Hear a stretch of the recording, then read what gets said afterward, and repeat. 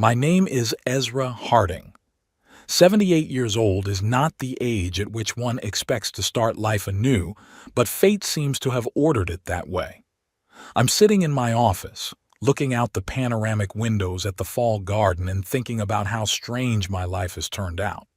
My house in Conway is a source of pride and the result of 50 years of hard work. 2 floors of Victorian architecture with modern conveniences, 6 bedrooms, 4 bathrooms, a study with a library, a conservatory, and a swimming pool.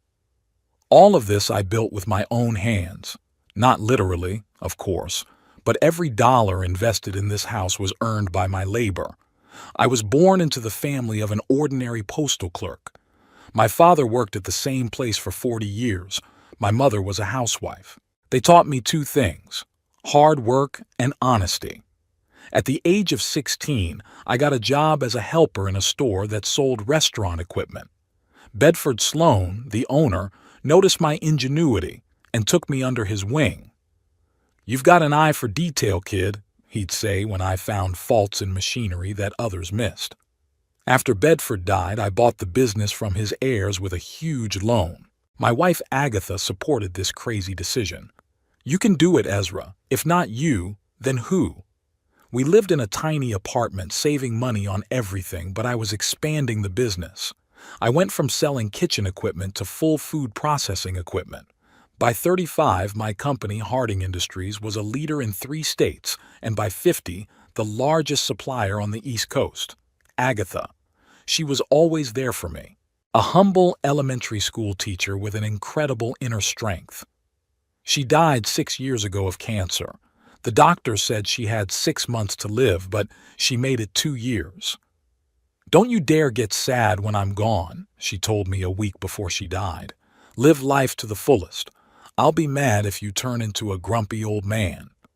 Our only son, Thaddeus, was born when we were in our early 30s. We loved him immensely, perhaps too much.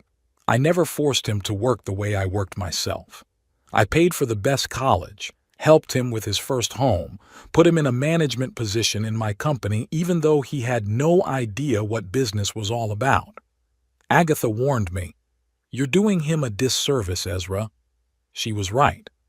Thaddeus married Octavia Frost when he was 28, a beautiful woman with ambition beyond her abilities. They met at a charity event where I bought tickets for the whole family. Octavia was the organizer, and I immediately noticed her eyeing my suit and watch appraisingly. But Thaddeus was fascinated, and I kept quiet. Looking back now, I can see how their attitudes toward me changed after Agatha's death. At first it was little things: forgotten calls on birthdays, last-minute canceled visits, condescending smiles when I shared my thoughts on business. Then things got more blatant. My home became an object of their lust. Each visit began with a tour of the rooms and comments on what should have been changed. "These Victorian elements are so outdated, Ezra," Octavia had said last month, running her finger over the wood paneling I'd ordered from a Vermont craftsman. "Everyone's doing an open floor plan now. We'd tear down this wall and put a huge couch in here." "It's a load-bearing wall, Octavia," I replied. "Well, the engineers will figure something out," she said. "For money, you can solve any problem." For my money, I wanted to add, but I kept silent. Agatha always said I avoided conflict where I should have put people in their place. That same evening, I overheard their conversation as I returned from the kitchen with a bottle of wine. They were standing in the hallway, unaware of my presence. "How long do you think he'll last?" Thaddeus asked. "Dr. Morrison talked about heart problems." I froze. "Dr. Morrison is my cardiologist. How did Thaddeus know about our conversations?" "Morrison didn't say anything specific," my son continued. "Doctor-patient confidentiality and all that, but he hinted that my father should avoid stress." "Your father's a tough nut to crack," Octavia sighed. "Those old men sometimes live to be 100 years old in spite of everyone. But at least we'll have the house to ourselves. You're the only heir." "Of course I am. I'm thinking of selling it and buying something in Palm Beach." "Sell it?" Octavia raised her voice. "Are you crazy? It's a mansion in the best neighborhood. We'll renovate it and live like kings." "There are too many memories here for me," Thaddeus replied. "Besides, I could use the money to buy 2 houses in Florida." I went quietly back into the kitchen, put the wine down, and went out the back door into the garden. I needed some air. So they weren't just waiting for me to die. They were already planning what to do with my estate. For the next few days, I watched them more closely. I noticed Thaddeus photographing some of the items in the house: antique clocks, paintings, a collection of old maps. Octavia, on the other hand, was studying the documents I'd carelessly left on the table: bank statements, investment reports. During Sunday lunch 2 weeks ago, another telling incident occurred. I was talking about plans to modernize the company's main warehouse. "The new equipment will pay for itself in 3 years and reduce staff by 15%, I explained, really excited about the project. "Dad, do you really think it's worth investing in this now?" Thaddeus interrupted me. "At your age, maybe it's better to just keep the business afloat. Why risk the capital?" "At my age?" I questioned. "Business is a living organism, Thaddeus. If you don't grow, you start to die." "Of course it is," Octavia smiled indulgently. "But you have to admit, Ezra, you don't have to prove anything to yourself or to others. You can afford to relax, to travel. Thaddeus and I will look after the company." I looked at my son. He'd never shown any interest in running a business, preferring to be a vice president with a good salary but no real responsibilities. And now they're offering to oversee my life's work? "You don't even know the names of our key clients," I said to Thaddeus. "That's what managers are for," he countered. "Modern business is all about delegation. Delegation based on understanding processes," I countered. "Have you ever been in a manufacturing plant? Talked to the workers? Do you know what problems they face?"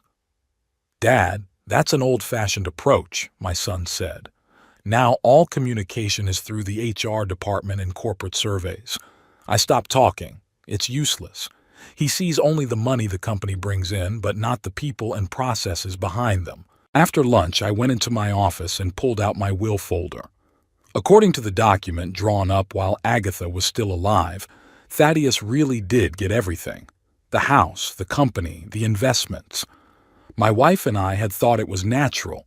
He was our only child. But now, for the first time, I wondered if he deserved it. That night, I couldn't sleep for a long time. I stared up at the ceiling of the bedroom where Agatha and I had spent 42 years together and tried to imagine what she would say now. Probably something straightforward and wise at the same time. She was never one for words. In the morning, I made a decision to take a closer look at the relationships in our family. Maybe I'm being overdramatic.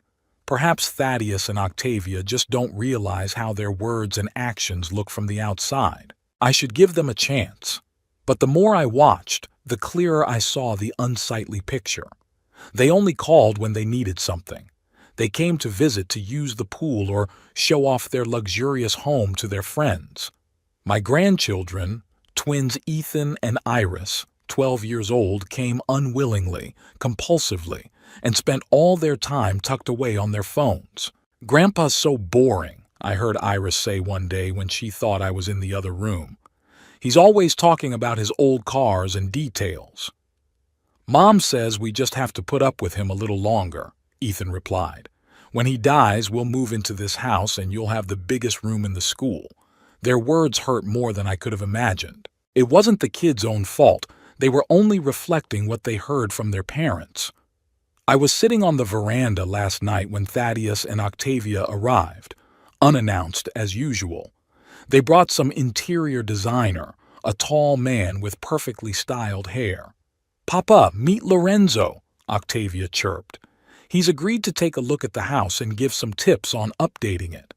"Renovation?" I questioned. "Well, yes," she continued nonchalantly. "Some of the elements are so outdated. Lorenzo specializes in transforming historic homes for modern living."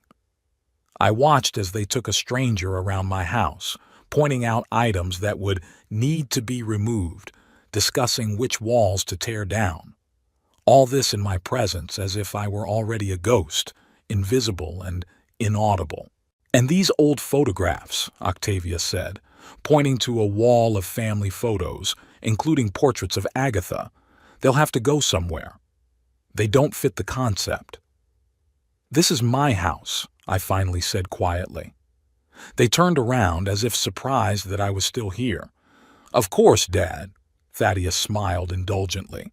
"We're just planning for the future. Foresight is an important quality in business. You taught me that yourself."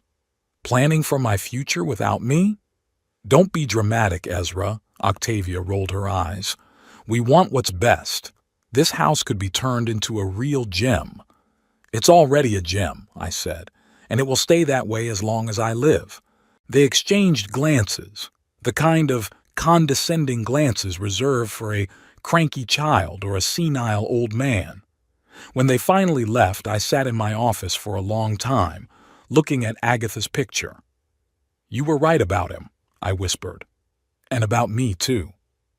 I pulled out the lawyer's business card I kept in my desk drawer. Time to think about the future, my future, and who really deserves the fruits of my labor. Today, I decided to visit my grandchildren. It had been a week since Thaddeus and Octavia's unpleasant visit with their designer, and I hoped that spending time with Ethan and Iris would lift my spirits a little. Despite the overheard conversation, I still believed it was still possible to awaken a sincere attitude in children. Maybe I was just too old-fashioned and didn't understand today's teenagers. Their house was 20 minutes away from mine, a large modern mansion in an upscale neighborhood. I bought it for their 10th wedding anniversary when the company posted record profits. I remember Octavia choosing between 3 houses, and I went for the most expensive one, even though Agatha thought it was unnecessary. "You're spoiling them, Ezra," she said. "They should make their own success." But I wanted my son to have everything I didn't have when I was his age. I realize now that I've deprived him of an important lesson in overcoming adversity and the value of hard work. As I pulled up to the house, I noticed 3 cars in the driveway: Octavia's SUV, Thaddeus's sports car, and an unfamiliar sedan. Apparently, they had company. I wondered if I should postpone the visit, but I decided to call anyway. I'd warned them ahead of time. Octavia opened the door, and a shadow of irritation flickered across her face, quickly replaced by a strained smile. "Ezra, we completely forgot you were going to stop by." There were 4 people sitting in the living room with glasses of wine Thaddeus and 3 strangers in business suits. Some papers were spread out on the coffee table. "Dad," Thaddeus came up to me, but he didn't hug me, just touched my shoulder lightly. "We're discussing a project. Do you mind waiting in the study? The kids are upstairs, so you can talk to them for a while." I nodded and went up to the 2nd floor. Ethan's room was empty, and there was music coming from Iris's room. I knocked, but there was no answer. I knocked louder. "Who's there?" my granddaughter asked irritably. "It's Grandpa," I answered. The door opened, and I saw Iris with headphones around her neck. Behind her, on the bed, sat Ethan, staring at his tablet. "Oh, hi," she said without much enthusiasm. "Mom didn't tell me you were coming." "I warned her last week," I replied, walking into the room. "How are you guys doing? How's school?" "Fine," Iris shrugged. "Uh-huh," Ethan mumbled, keeping his eyes on the screen. I sat down on the edge of the chair and looked around. Iris's room was decorated in light colors, with many posters of music bands on the walls. On the shelves were the expensive dolls Agatha and I had given her every Christmas. Now they were covered in a light layer of dust. I thought maybe we could go to that science museum that opened recently. I suggested it. "There's an interactive exhibit about space." "A museum?" Iris grimaced. "That's so boring. Besides, we have plans with friends today." "Yes, we were going to the mall," Ethan added, finally looking up from his tablet. "A new game store opened there." "Maybe next time?" I asked, without much hope. "Maybe," Iris answered uncertainly. There was an awkward pause. I tried to think of something to talk about, but I felt hopelessly disconnected from their world. "What are you doing at school now?" I asked. "Stuff," Ethan sighed.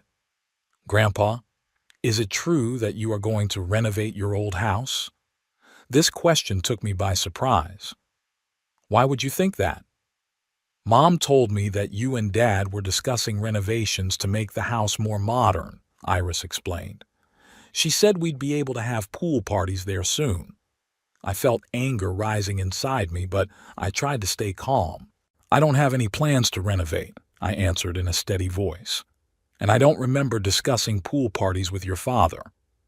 "Well, you will soon enough," Iris shrugged. "Mom's already shown us pictures of what it's going to look like. My room will be overlooking the garden." "Your room?" I asked. "Well, yes, when we move in," Ethan said, as if it were a matter of course. "Dad says there's no point in leaving such a big house empty when you—" Well, he hesitated, but Iris finished for him. "When you're too old to take care of it." I looked at my grandchildren and didn't recognize them. Where were those sweet kids I used to take fishing? The ones I read books to before bedtime? Who hugged me every time I came over? "I don't plan on being too old yet," I said, standing up. "And my house doesn't need new owners." The children's faces stretched in surprise. Apparently they hadn't expected such a reaction from their usually docile grandfather. "We're just repeating what our parents say," Ethan muttered, clearly embarrassed. "That's exactly the problem," I said, heading for the door.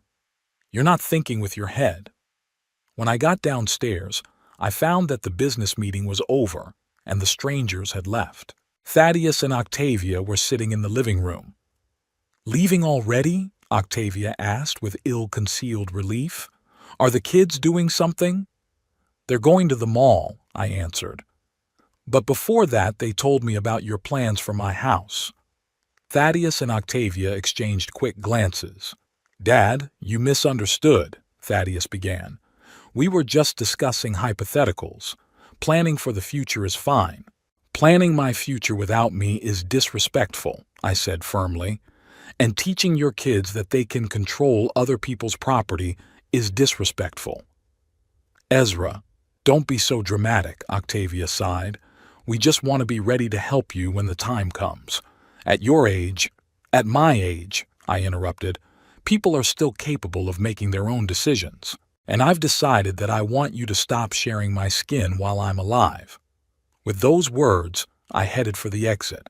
Thaddeus caught up with me at the door. "Dad, wait. You've got it all wrong. We're just worried about you. You living alone in this huge house, dealing with the company. It's hard." "Then help me," I said, looking him in the eye. "Come to the office. Learn how the business you'll one day inherit works. Become my partner, not just waiting for an inheritance." Thaddeus hesitated. I saw something like guilt flicker in his eyes, but it quickly disappeared. "Dad, you know I have my own projects. Plus, your company. It's a little outdated in the way it's run. I'd change a lot of things if I came here, and you don't like change." "Give it a try," I suggested it.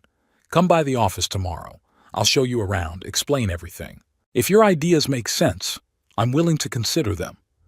He had an expression on his face that I knew well from his childhood, a mixture of annoyance and reluctance to do what his parents suggested. "I have an important meeting tomorrow," he replied. "Maybe next week." "Then any day next week," I insisted. "You choose." "I'll look at my calendar and let you know," Thaddeus replied evasively. We both knew he wouldn't call. Already in the car, I felt tired, not physically, but emotionally. I drove home and thought about how everything had gone wrong. Where had I gone wrong with my parenting? When did Thaddeus turn into a man who's just waiting for me to die so he can get his inheritance? At home, I dialed the number of Winston Price, my old friend and business partner. We met 40 years ago when I first started the business, and we've kept in touch ever since, though we've seen each other rarely in recent years. He has knee problems and doesn't like to leave the house. "Ezra!" His husky voice came through the phone. "What a surprise! Are you still alive, you old geezer?" I smiled involuntarily. Winston had always been blunt to the point of rudeness, but that was why I appreciated him. "I'm hanging in there," I answered. "How are your knees?" "Still shitty," he grinned. "But my head's working, and thank goodness for that. To what do I owe the call? Did you decide to visit an old friend?" "If you don't mind," I said, "I need some advice." "That's news to me. Ezra Harding wants advice." He laughed. "Come, of course. Just bring something to drink. My doctor has forbidden alcohol, so I don't have a drop at home." An hour later, I was sitting in Winston's living room, a small but cozy room in his modest house on the outskirts of town. Unlike me, Winston had never chased wealth. He ran a small transportation company that hauled freight for my firm, and was quite content with a steady, average income. "So, what's up?" he asked, pouring us whiskey. "From the look on your face, it's serious." I told him everything. About Thaddeus and Octavia's behavior, about the talk behind my back, about the plans for my house, about my grandchildren repeating what their parents said. Winston listened without interrupting, only occasionally humming or shaking his head. "What do you think you're going to do?" he asked me when I was done. "I don't know," I admitted. "That's why I came to see you. You've always been more decisive." Winston sipped his whiskey and looked out the window thoughtfully. "You know, Ezra, I always told you you were too soft on your son. You gave him everything on a silver platter, and that's the way people are. They don't appreciate what they get without effort." "I know," I sighed. "Agatha used to say that too." "She was a smart woman," Winston nodded. "Too bad you didn't listen to her then. But it's not a question of education now. Thaddeus is 50 years old and you can't re-educate him. It's about what you do with what you've got." "What's that?" "Your son and his wife are clearly expecting an inheritance. They've already planned how they're going to spend your money and how they're going to use your house. The question is, do they deserve it?" I remained silent, twirling my whiskey glass in my hands. "Listen," Winston continued, "I've known you almost all my life. You're an honest man who always pays his bills. Now suppose Thaddeus is the bill life has given you. You've already paid it. You've given him an education, a home, a job. You've done your duty as a parent. Now you're free to decide what to do with your fortune." "But he's my only son," I objected. "Who else should I leave my inheritance to?" Winston smiled slyly. "Who says you have to leave it to someone else in the family? It's your money, your house, your business. You can dispose of it however you want." "What do you mean?" "Well, for example, you have employees who really appreciate the company and understand how it works, right? Maybe someone who deserves it more than Thaddeus," I wondered. The image of Willow Nightingale, my deputy who had been with the company for 20 years, came to mind. He'd started out as a technician and had risen to a management position solely because of his talent and hard work. Willow understood business as well as I did, maybe even better. "There is one person," I said slowly. "Willow Nightingale. He could run the company as well as I could. You see?" Winston slapped his palm on the arm of his chair. "You have options. You don't have to follow tradition and leave everything to your son just because he's your son, especially if he doesn't appreciate what he gets." "Thaddeus will be furious," I pointed out. "Do you care?" Winston shrugged. "You're not watching that rage from the other side of the world. Besides, if he loves you only for the inheritance, it's not true love. If he loves you for real, he'll forgive you." I was silent, thinking about his words. There was truth in them, though bitter. "You know," Winston went on, "when my Eleanor died, I rethought a lot of things. Life is too short to waste it on people who don't appreciate you. Surround yourself with people who see you as a person, not as a wallet or a burden." "That's easy to say," I sighed, "but this is my family." "Family isn't just blood," Winston countered. "Family is the people who treat you with love and respect. Think about that, Ezra. And also," he paused, "don't wait too long to make a decision. At our age, time is our most precious resource. We talked for a few more hours. Winston talked about his children, his 3 daughters who had moved to different cities but called and visited regularly, about his grandchildren who sent him drawings and letters, about how he divided his small fortune among them while he was still alive, leaving only the bare minimum for himself. I saw their joy, he said. It's better than leaving everything behind and not seeing how they will use it. As he said goodbye, Winston shook my hand firmly. Don't let them treat you like a doormat, Ezra. You deserve respect.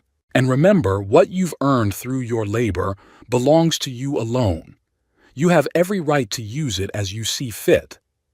All the way home, I thought about our conversation. What if Winston's right? What if I really am free to decide who to leave the fruits of my labor to? The thought both terrified and excited me at the same time. His words, "Don't wait too long," rattled around in my mind. Maybe it was time to act. Yesterday, Thaddeus called out of the blue. Usually he only contacted me when he needed something, but this time his voice sounded almost friendly. "Dad, Octavia and I want to invite you to dinner this Saturday. Nothing fancy, just a family night out." I was wary. 2 weeks had passed since our last conversation and visit to Winston's, and Thaddeus had never once mentioned my offer to come to the office. The sudden invitation to dinner seemed suspicious. "What's the occasion?" I asked. "Need an excuse to see your father." There was a hint of irritation in his voice. "Octavia thinks we should hang out more as a family. There will be children, no strangers." "Okay," I agreed after a pause. "What time?" 7 o'clock. "And Dad?" He hesitated for a second. "I want to discuss something important about the company. That's it." I was right. There was an ulterior motive behind the invitation. "I'm listening." "No, I'd rather do it in person. Nothing urgent, just an idea I'd like to discuss with you." All day before dinner, I wondered what Thaddeus was up to. Over the past month, I had been following the company's affairs more closely, visiting the office more often, talking to the employees. Perhaps Thaddeus had noticed my activity and was concerned. Saturday night, I wore my best suit, a navy blue tailored suit with a subtle pinstripe. Agatha always said it made me look younger. I put on the cufflinks she'd given me for my 40th birthday, simple silver squares with flecks of malachite. I wanted to look presentable in case there was a serious business conversation to be had. Thaddeus's house was all lit up when I pulled up. Octavia opened the door with a wide smile, like she was really happy to see me. "Ezra, how wonderful of you to come." She kissed me on the cheek, leaving a trace of lipstick. "Come on in. Everyone's already in the living room."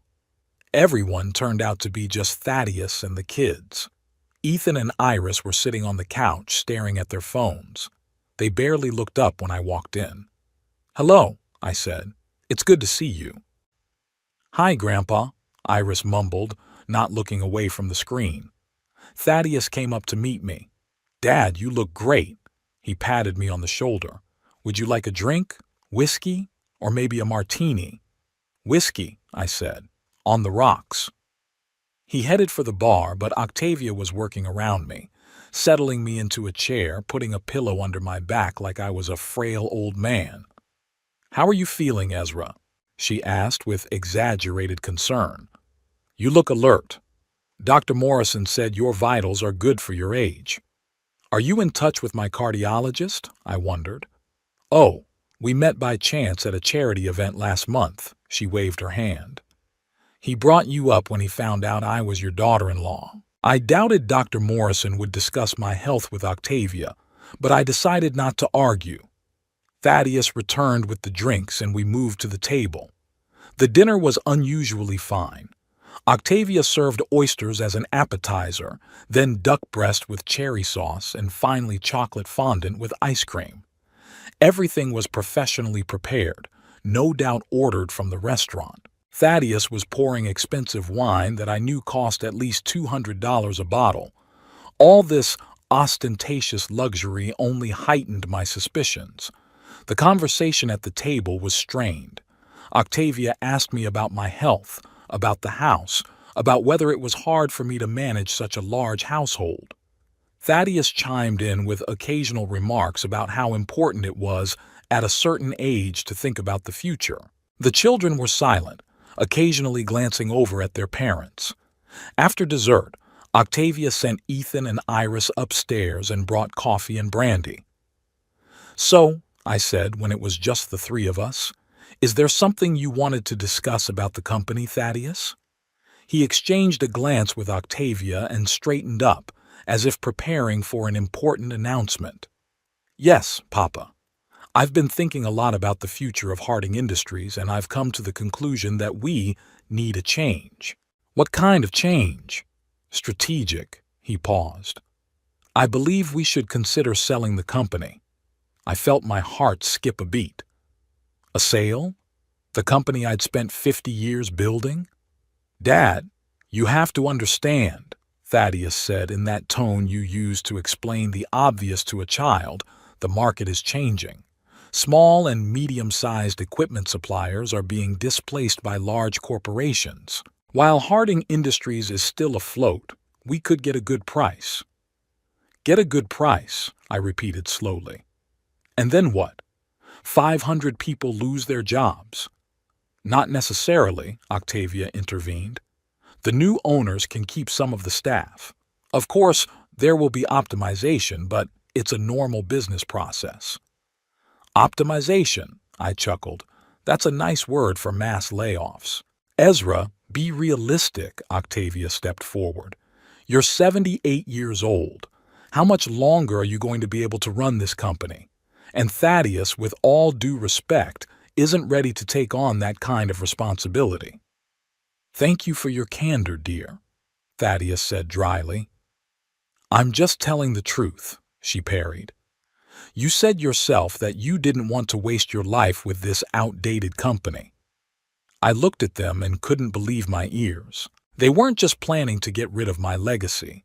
They were discussing it right in front of me, as if my opinion meant nothing. "What do you plan to do with the money from the sale?" I asked, trying to speak calmly. "Well," Thaddeus cheered up, "I have a few ideas for startups, plus real estate investments. Octavia has long dreamed of a house in Florida. What about the employees who've been with the company for decades? Willow Nightingale, who's devoted 20 years of her life to Harding Industries." "Willow will get a nice payoff," Thaddeus shrugged. "He'll find another job. He's smart." I stayed silent, trying to control my anger. This was the final proof of how far my son had strayed from the values I'd tried to teach him. "Harding Industries is not for sale," I finally said. "Not now, not in the future." Thaddeus sighed as if he'd expected that answer. "Dad, I understand your attachment to the company, but you have to think about the future, your family, Octavia and me, grandchildren." "I am thinking about the future," I replied. "The future of the 500 people who depend on me, the future of the customers who have trusted us for decades, the reputation I've spent a lifetime building." "Reputation," Octavia snorted.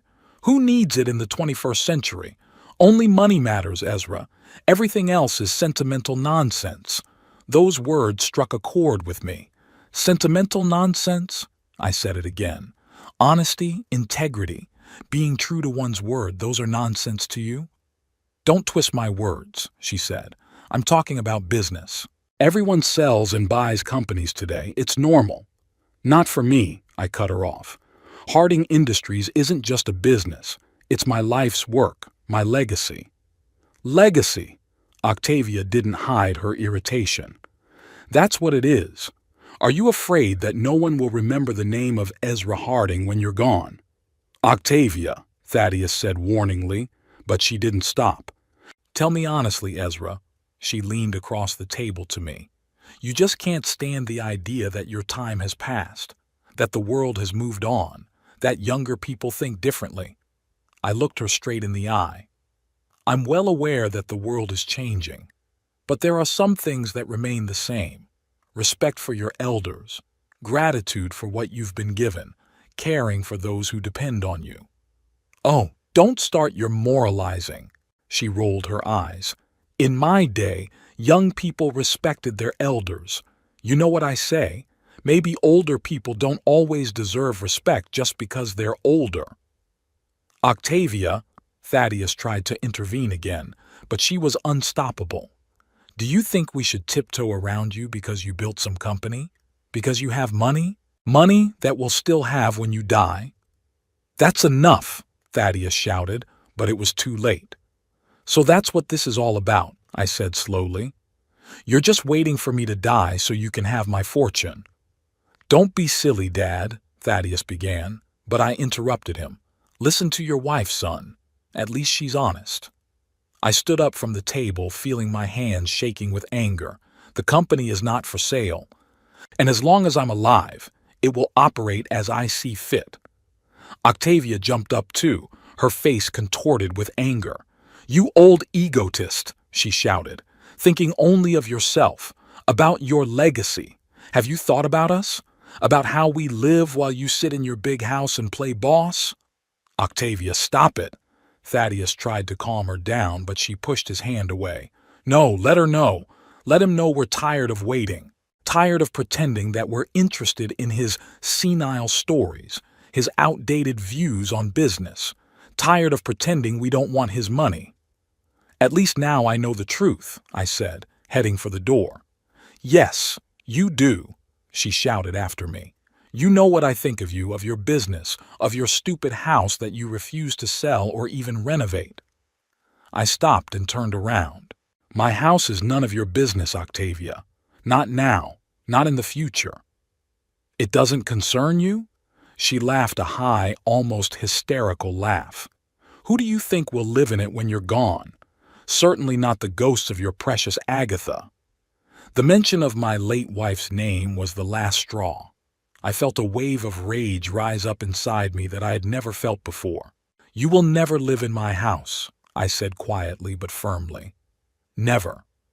Octavia stepped close to me, her face contorted with anger. Don't be so sure of that, old man. Thaddeus is your only heir. Everything you have will be ours. And the first thing we'll do is tear down those ugly Victorian panels and throw away all those dusty pictures. I looked at her and didn't recognize the woman who had been married to my son for 20 years. Had she always been like this and I just hadn't noticed? You're wrong, Octavia, I said. I can change my will at any time. And believe me, after tonight I have every reason to do so. For a moment there was fear in her eyes, but then she laughed again. To whom would you leave your fortune? You have no one but us. To your cats? Or maybe to that pathetic sycophant Willow? It's my business, I said, and I'll solve it without your advice. She swung around and slapped me across the face. The slap was sudden and hard, I even staggered. Octavia! Thaddeus shouted, but there was more surprise than outrage in his voice. I pressed my palm to my burning cheek and looked at my son. He stood to the side, not moving from his seat, not trying to intervene. And then, and this was the worst part, he grinned. A short, barely noticeable grin, but I saw it.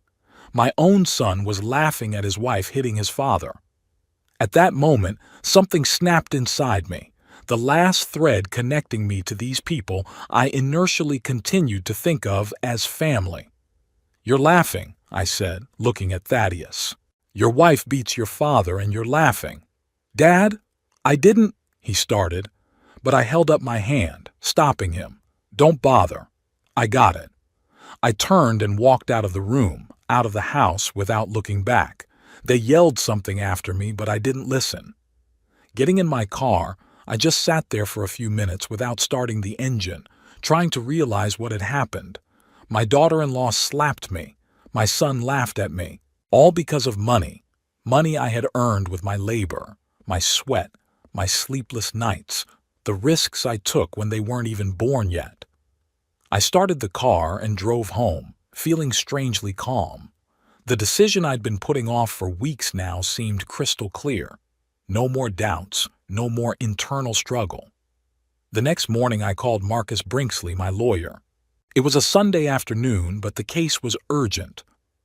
Marcus, "I apologize for disturbing you on your day off," I said when he answered, "but I need to change my will right away."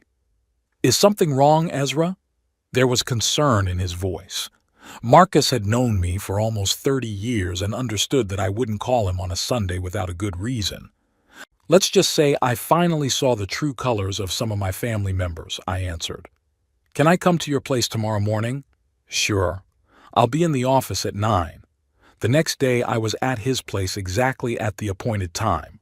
Marcus met me in his office, a spacious room overlooking the city park.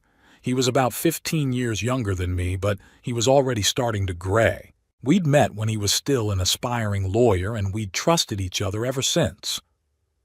"So, Ezra," he said when we sat down, "what can I do for you?"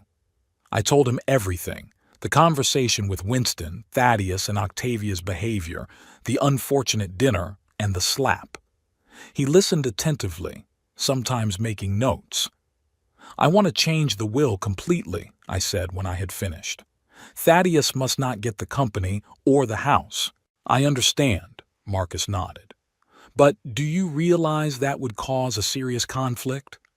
Thaddeus could contest the will, claiming you were incapacitated or coerced." "Let him try," I shrugged. "You know I'm of sound mind, and there are plenty of witnesses to my sanity.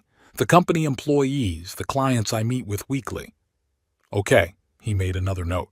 "Who do you want to leave your assets to?" "The company and the house to Willow Nightingale," I answered without hesitation. "He's been with me for 20 years, knows the business inside out, and most importantly, shares my values. He'll keep Harding Industries the way I built it. And personal savings? Investments? I've been thinking. A small amount, say 50,000, to Thaddeus. I don't want him to be able to say I've completely disinherited him. The rest—" I paused. "The rest of it to Willow, too. He deserves it more than anyone else." Marcus looked at me studyingly. "Are you sure, Ezra? This is a big decision." "I've never been so sure in my life," I answered firmly. "I want my legacy to go to someone who values it, someone who will continue what I started, not destroy it at the first opportunity." He nodded and began the paperwork. The process took several hours. There were many details to take into account so that the new will would be legally flawless and could not be challenged. When everything was ready, I signed several copies in the presence of 2 witnesses from Marcus's law firm. "That's it," Marcus said as he sealed the documents. "Your company and house are now officially destined for Willow Nightingale. Do you want to let him know that?"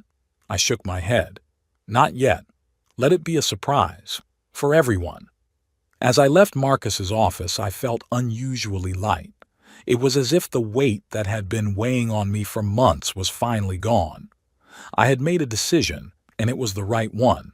Now I had to move on with my life, and maybe make a few more changes.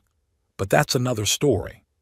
After visiting Marcus and changing my will, something changed in me.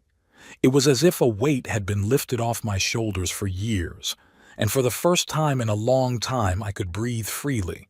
The decision was made, the papers were signed, and now I could move on. The first thing I did was mute my phone. Thaddeus called several times a day. At first I didn't answer, then I stopped noticing the calls altogether. After a week he started coming to the house, but I asked the housekeeper to tell him I wasn't there. One day she handed me a note from him. "Dad, we need to talk. What happened was a terrible mistake. Octavia hasn't been herself lately. Please give us a chance to explain." I crumpled the note and threw it away. There was nothing to explain. The slap and my son's chuckle told me more than any words could. At the office, I started spending more time with Willow Nightingale. I talked to him mostly about work-related matters before, but now I wanted to get to know him better as a person. After all, he was going to be the keeper of my life's work. Willow was 30 years younger than me, a tall, thin man with alert gray eyes and prematurely graying temples. He joined the company 20 years ago as a technician, and through hard work and intelligence had risen to the position of deputy director. I'd always appreciated him for his professionalism, but only now was I beginning to notice his human qualities: kindness, tact, a sense of humor. "Willow," I said one day, inviting him into my office, "I have an unusual favor to ask of you. Could you show me how our new warehouse management system works? I know it's not your job, but I'd like to understand the process from the inside." He looked at me in surprise. "Of course, Mr. Harding, but shouldn't Thaddeus be doing this? He's the vice president of operations after all." "Thaddeus is busy with other projects," I said evasively. "Besides, you're better at the practical aspects of business." Willow blushed slightly at the compliment. "Thank you for your confidence. I'd be happy to show you around." We spent the whole day in the warehouse. Willow enthusiastically explained how the new system worked, introduced me to the employees, and showed me how the processes were optimized. I could see the respect in which the workers treated him. They asked him questions, gave him advice, joked with him. It was the kind of respect that you can't buy with money or a job title. It is earned through years of honest work and treating people fairly. At the end of the day, as we were heading back to the office, Willow suddenly asked, "Mr. Harding, may I ask a personal question?" "Sure. Why are you suddenly interested in warehouse operations? It's not like you." I smiled at his powers of observation. "Let's just say, Willow, I'm reprioritizing.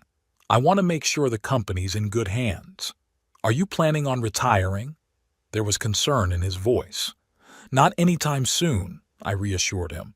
"But we have to think about the future. The company has to live on even when I'm gone." "I understand," he nodded.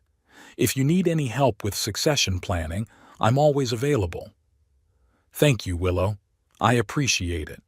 In the weeks that followed, I began to systematically introduce him to all aspects of running the company: finance, marketing, key account management.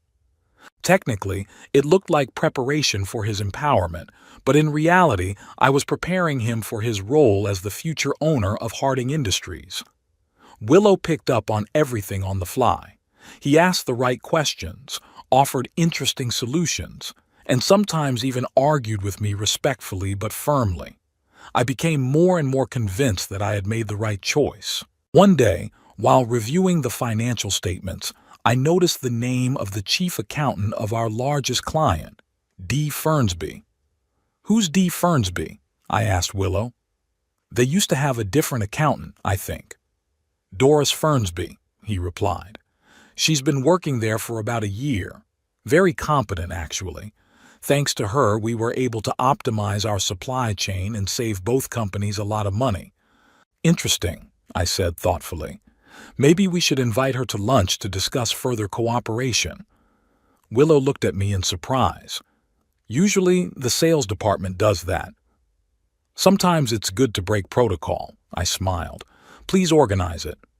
2 days later, I was sitting in a restaurant across from Doris Fernsby, an elegant woman of my age with short gray hair and lively brown eyes. She held herself with dignity, talking business, occasionally inserting a subtle joke. I found myself thinking that it was a long time since I had met such an interesting companion. "So, Mr. Harding," she said when we had finished discussing business, "why did you really want to meet? It's unlikely that the president of a company personally discusses deliveries with a client's accountant." I laughed. "You're very perceptive, Mrs. Fernsby." "Miss," she corrected. "I've never been married. And please, call me Doris." "Only if you call me Ezra," I suggested. "As for your question, I confess, I just wanted to meet the man who's managed to optimize our partnership so intelligently." "Flattery doesn't suit you, Ezra," she smiled. "But I'll take the compliment." We talked for another 2 hours, forgetting about the business part of the meeting. Doris told me that she'd worked as an accountant all her life, starting her career in the era of paperwork. She loved opera, traveling, and detective novels. Lived alone in a small apartment with a cat named Chopin. "Why didn't you ever get married?" I asked. "If you don't think the question is indelicate." "I won't," she looked thoughtfully out the window. "I just never met someone I wanted to spend my life with. I was in love a couple times, but it didn't work out. And then work, career. You know how it is. I know. I nodded. I was lucky to have Agatha. We were together for 47 years. How long ago did she leave? 6 years ago. Cancer. Doris touched my arm sympathetically. I'm sorry. It must have been hard. Yeah, I said quietly. But she taught me to appreciate every day, to live life to the fullest while I could. A wise woman, Doris smiled. I wish I'd known her. You would have been friends, I said confidently. You have a lot in common. After that lunch, we began to meet regularly, first under the pretext of discussing business matters, then just for fun. We went to the opera, to museums, just strolling in the park. Doris was intelligent, educated, and had a subtle sense of humor. Next to her, I did not feel like an old widower, but just a man enjoying the company of an interesting woman. One day, I invited her to my house for dinner. She spent a long time walking through the rooms, looking at paintings, books, photographs. You have a beautiful home, Ezra, she said. It has a sense of history, of character. Thank you, I was touched by her words. Agatha and I spent years designing this place. Every single thing here has a story. You can feel it, she nodded. A house that is lived in, not just existed in. Over dinner, I told her about the conflict with my son and daughter-in-law, the slap, my decision to change my will. I don't know why I decided to share it. Perhaps I just needed understanding. Doris listened attentively without interrupting. Well, she said when I finished, it sounds like you've made a difficult but good decision. Sometimes you have to let go of people who don't appreciate you, even if it's family. You don't think I'm being cruel? I asked. Thaddeus is my only son, after all. Cruel? She shook her head. No, Ezra. Cruel is punching an old man in the face. Cruel is laughing at your own father's humiliation. You're just protecting yourself and your legacy from people who don't deserve it. Her words were a balm to my soul. For the first time, someone fully supported my decision, without reservations or doubts. Thank you, Doris, I said quietly. You have no idea how much your understanding means to me. She smiled and squeezed my hand lightly. You're welcome. She stayed at my place that night. We just talked until deep into the night and then fell asleep in the chairs by the fireplace like old friends. In the morning, I made breakfast and we ate pancakes on the veranda, watching the birds in the garden. It felt so natural, so easy, like we'd known each other all our lives. Meanwhile, at work, I continued to prepare Willow for her future role.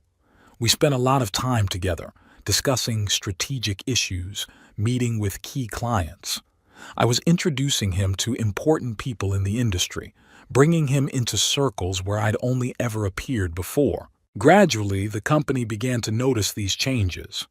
There were rumors that I was grooming Willow to be my successor. Thaddeus had heard about it, of course. He was still listed as vice president, but he was effectively removed from major decisions. When I arrived at the office one morning, the receptionist told me that Thaddeus was waiting for me in the reception area. He's been here for 2 hours, she added in a whisper. He said he wouldn't leave until he talked to you. I sighed. It was bound to happen sooner or later. All right, send him in. Thaddeus looked gaunt and sleep-deprived. His usually immaculate suit was wrinkled and he had a razor cut on his cheek.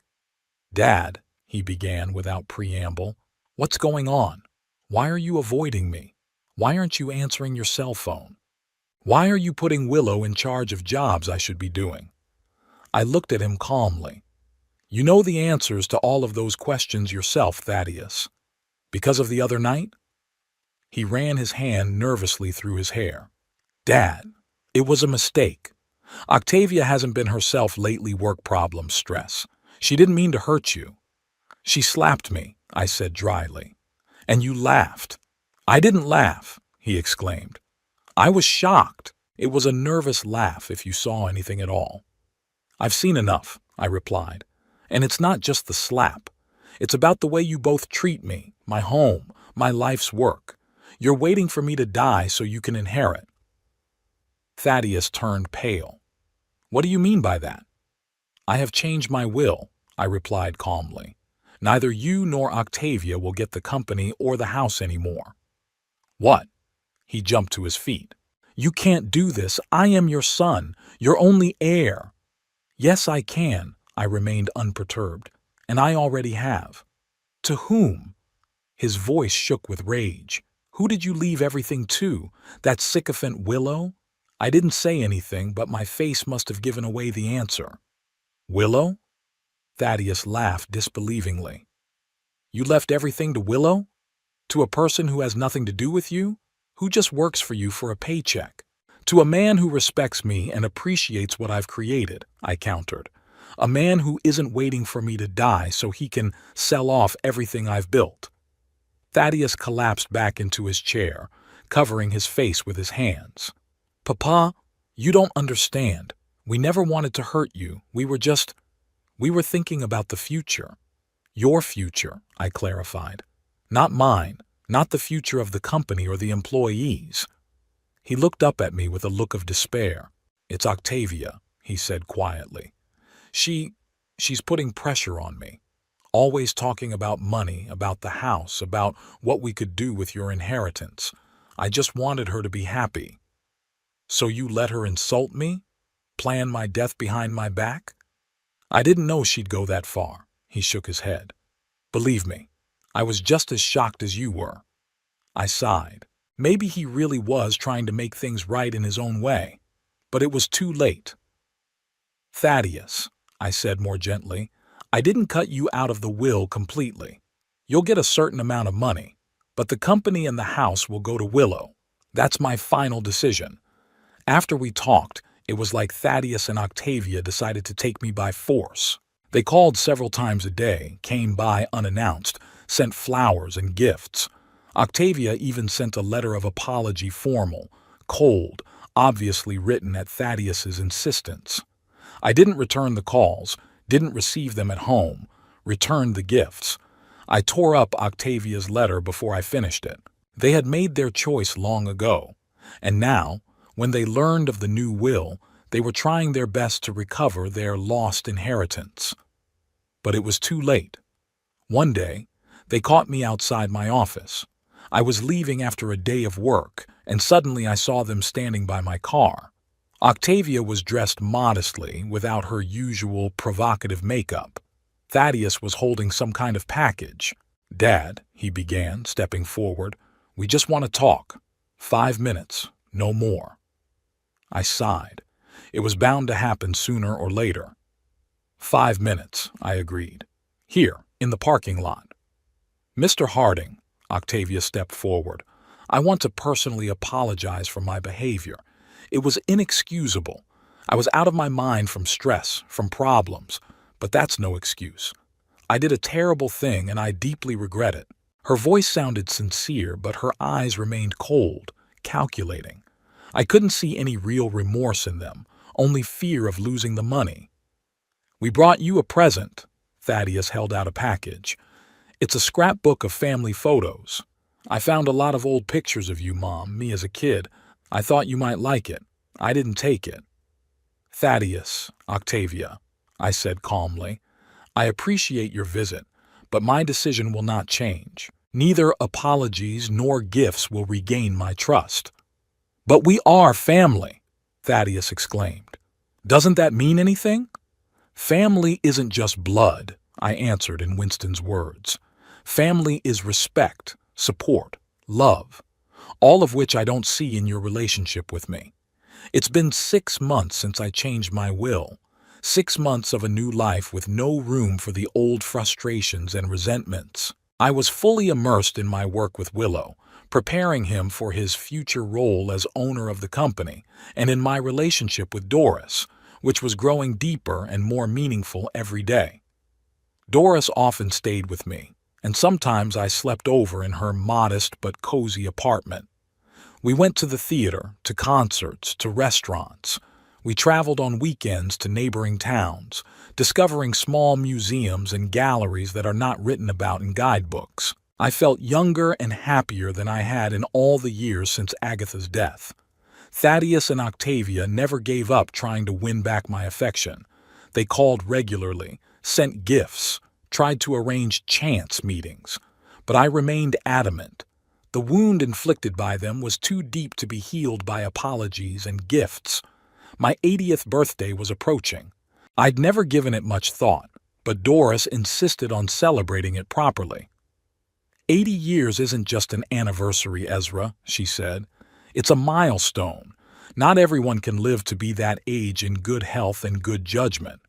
I agreed to a small reception, but on one condition: I wanted to use the occasion to make my decision about the inheritance official. No more secrecy and mystery. Let everyone know who gets Harding Industries and my house. Are you sure? Doris asked me when I shared this plan with her. It might spoil the party. On the contrary, I replied. It will free me from the last shackles of the past. I want to start my 9th decade without the burden of unspoken words. She nodded understandingly. In that case, you need to plan everything so that no one can ruin your day, including Thaddeus and Octavia. We worked out a detailed plan. The reception was to be held at my house on Saturday, from lunchtime until late afternoon. There would be few guests, just my closest friends, co-workers, Willow and his wife, and of course Thaddeus and his family. After dinner, when everyone was in a good mood, I planned to make an announcement. I called Thaddeus a week before the event. "Hi, son," I said when he picked up the phone. "I'm having a reception next Saturday in honor of my 80th birthday. I'd love to see you, Octavia, and the kids." There was silence on the other end of the line. Apparently, my call had taken him by surprise. He was usually the one who initiated communication in the last few months. "Of course, Dad," he finally answered. "We'll definitely come. Do you need anything?" "Just good cheer," I said. "Everything else is already organized." On the day of the reception, the weather was beautiful, warm, sunny, with a slight breeze. It was as if nature herself had decided to give me a gift. Doris arrived early in the morning to help with the final preparations. She wore an elegant navy blue dress that emphasized her slender figure and a simple pearl necklace. I thought she looked majestic, like a queen, confident in her position and in no need of ostentatious luxury. The guests began to arrive around noon. Winston and his daughters, my old friends from business circles, a few key employees of the company. Willow and his wife Martha were among the first to arrive, bringing a huge bouquet of my favorite white lilies. Thaddeus, Octavia, and the twins showed up at exactly the appointed time. They were dressed with elegance, clearly preparing to impress. Octavia was holding a small box wrapped in silver paper. "Happy birthday, Dad." Thaddeus hugged me, but the embrace was cold and formal. "Thank you for inviting us, Ezra," Octavia smiled. "We're so happy to be here on this special day." I noticed her gaze slip to Doris, who was standing next to me. Something akin to jealousy flashed in her daughter-in-law's eyes.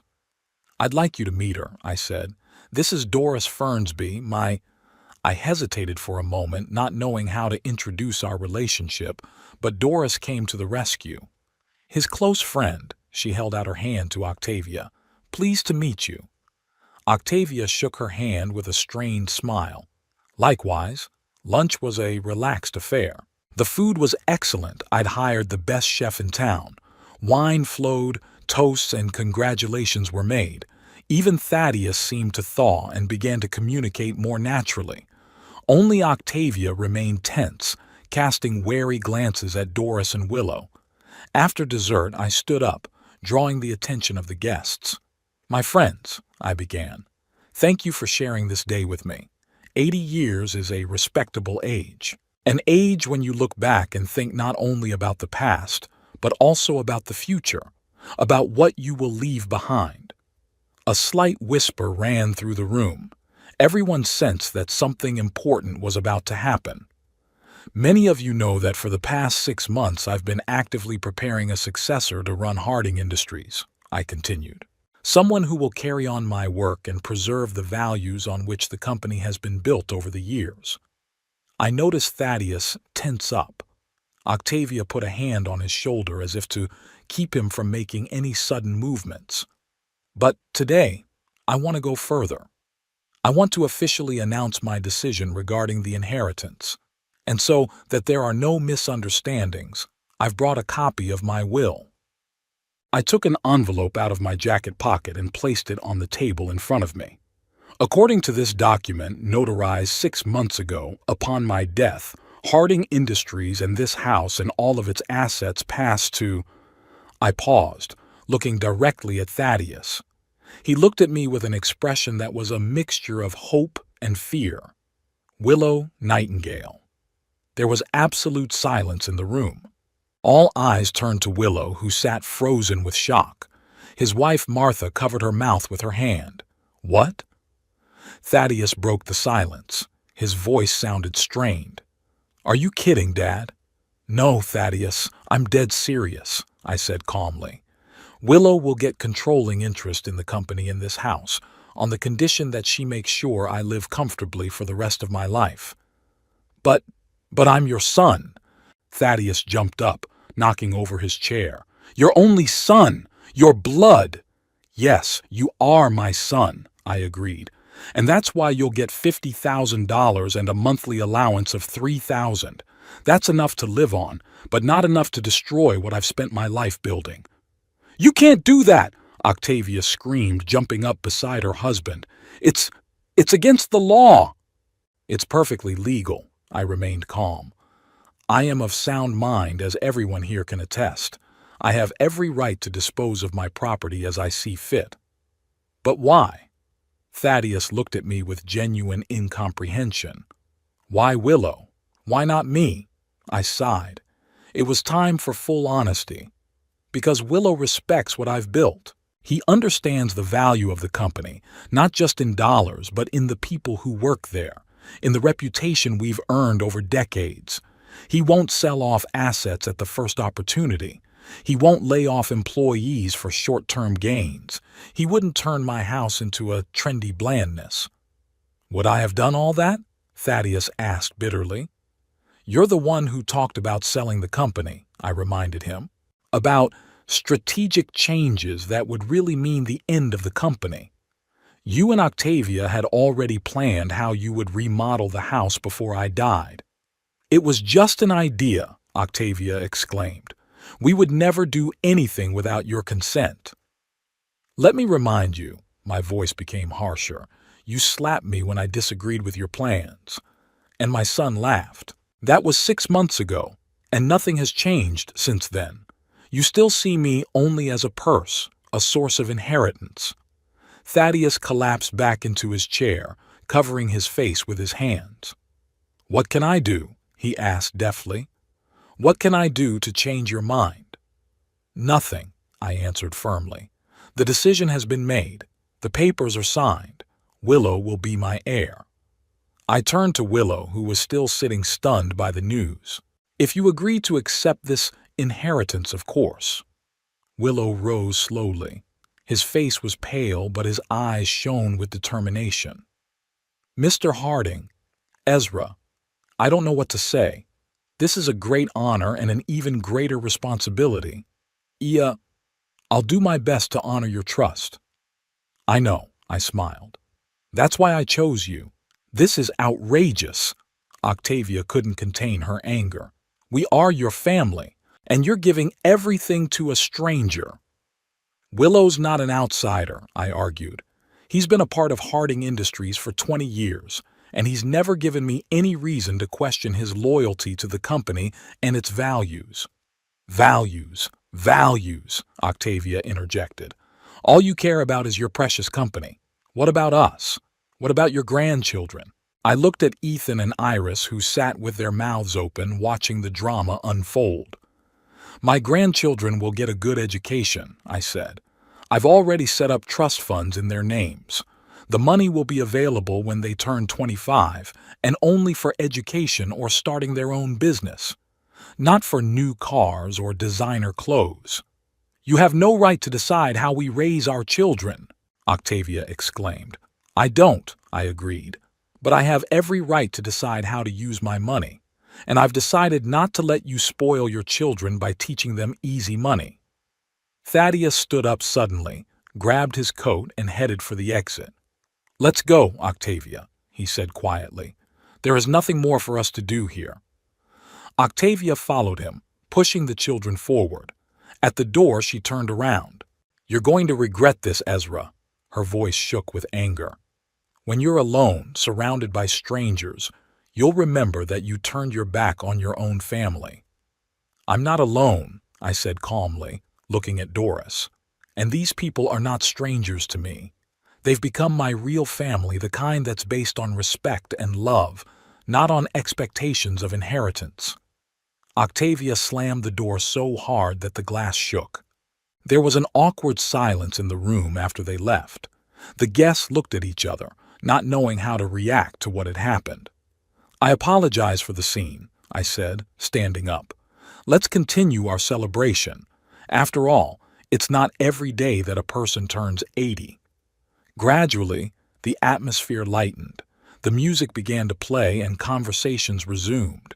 Willow came up to me, still looking shocked. Ezra, I gotta tell you, I never even dreamed of this. It's too generous. You deserve it, Willow. I put my hand on his shoulder. And I know you won't let me down. Never, he said seriously. I will preserve and enhance what you've created. You have my word. The evening went on, but I felt strangely empty. The confrontation with my son had exhausted me more than I had expected. Doris noticed this and quietly suggested, "Why don't you get some rest? I'll keep an eye on the guests." I nodded gratefully and retired to the study. Sitting in my favorite chair, I thought about what had happened. It was painful to see Thaddeus's reaction, but I didn't question my decision.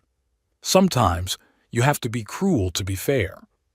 Half an hour later, there was a quiet knock on the door. It was Doris. "How are you?" she asked anxiously. "I'm fine," I answered. "I just needed to get my thoughts together." She sat down next to me, taking my hand. "You did the right thing, Ezra. It wasn't easy, though." "I know." I squeezed her hand. "Thank you for being there for me." We sat like that for a while, just enjoying the silence and each other's presence. Then Doris suddenly said, "I've been wanting to suggest something to you for a long time, but I've been hesitant. Maybe now is the right time." "I'm listening," I smiled. "Let's go traveling," she blurted out. "Not for a weekend in a neighboring town, but for real. Italy, France, Greece, all those places we talked about. You deserve it, Ezra. We both do." I looked at her, feeling warm inside. This woman who had come into my life so late understood me better than anyone else. "Did you mean it?" I asked. "What about work?"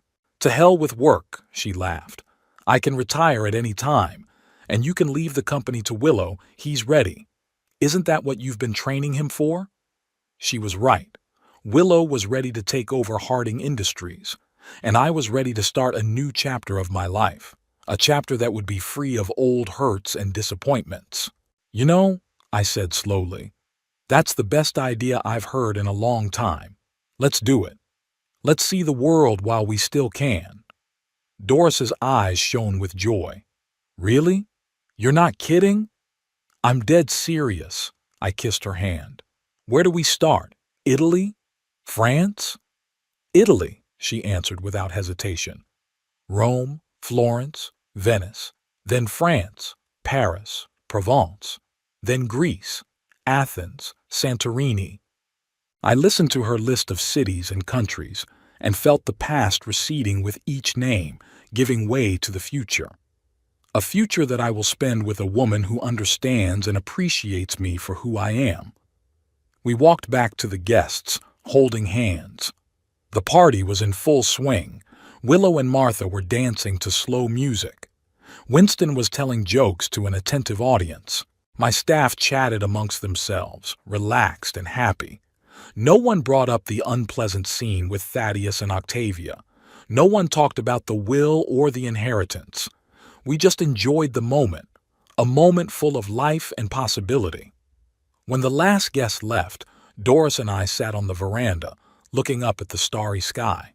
"You know," I said, "Agatha said to me before she died, 'Don't be sad when I'm gone. Live life to the fullest.' I think it was only now that I really understood what she meant." "She was a smart woman," Doris smiled. "I wish I'd had the chance to meet her." "She would have approved of you," I said confidently. "You both know the value of life and you're not afraid to take it all." We were silent for a moment, enjoying the silence and the cool night air. "So," Doris finally said, "when do we leave for our trip?" "As soon as we get our visas and tickets booked," I said. "I think we can start in a month." "Great." She rested her head on my shoulder. "I'll have time to get my affairs in order and get ready." I hugged her, feeling a strange peace. There was a future ahead of me, full of new discoveries and experiences. A future that I would spend with a man who saw me not as a wallet, but as a person. And it was worth all the hard decisions I had to make.